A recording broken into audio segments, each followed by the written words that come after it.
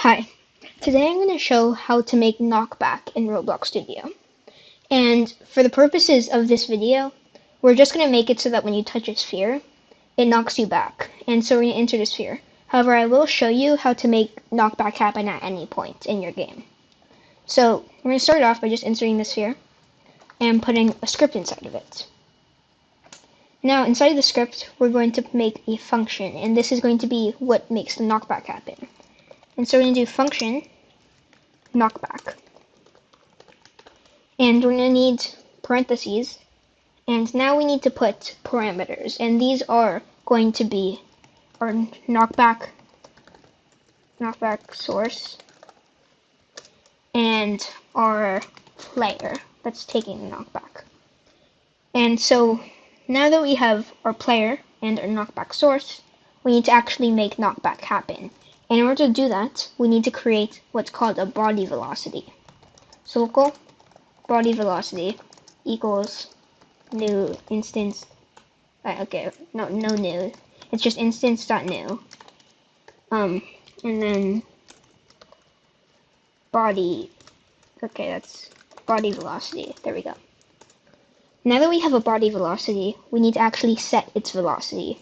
We're going to start by setting its max velocity. Or max force is what it's called. And I'm going to set that to vector3.new, 250,000, 250,000, 250,000. And 250,000 is just a big number. You can set it as high as you want, but I recommend you set it above 30,000 if you want this to work. What this number basically means is it's the max force. It's the maximum amount of power that the knockback can hit you with. And so now we're going to set the actual velocity of the body velocity. We're going to set the actual knockback. And for that, we're going to do body velocity dot velocity equals, and we're going to need to put, negative knockback source dot position minus player dot humanoid root part dot position dot unit. It's kind of complicated. Times 50. Now, this is it's kind of complicated, but what this does is it subtracts the position of the knockback of the source from the player, and this will give us the direction that the velocity needs to be in. And then we'll multiply it by 50, which will basically be our power. And we can change this depending on how powerful we want our knockback to be. Now we need to set the parent of this. So we're going to do body velocity dot parent equals player dot humanoid root parts. And this sets the body velocity's parent to the humanoid root part, which is the player essentially. And now we need to actually make the body velocity get deleted. And so for that, we're going to do game dot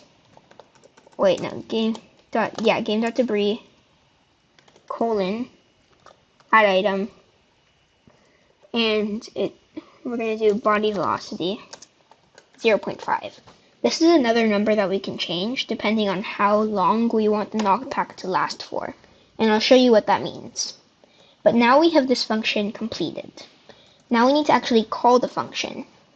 And the way that we're going to do that is script.parent.touched connect function part.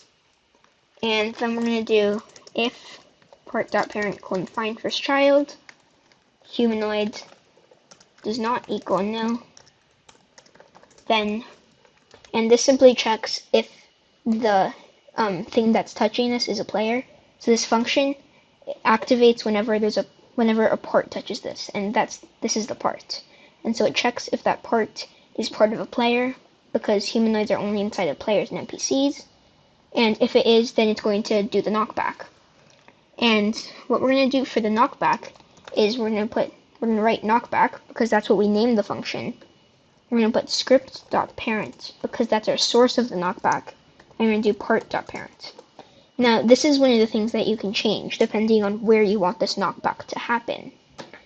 The script.parent is where your knockback, it's going to be what it causes your knockback. If you have like a shockwave, this knockback source is going to be your shockwave. Then part.parent is just going to be the player that is knocked back. Now that we have that, we can just test it. So we're going to hit the play button,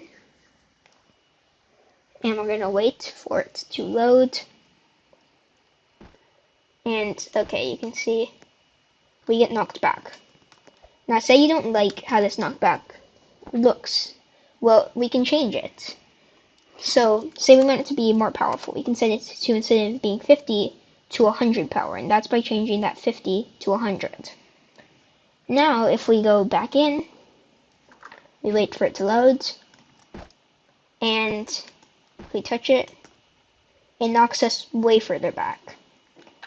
Another thing that we can change, just change that back, but another thing we can change is this, and this number is how long the knockback lasts for, how long it's knocking you back for.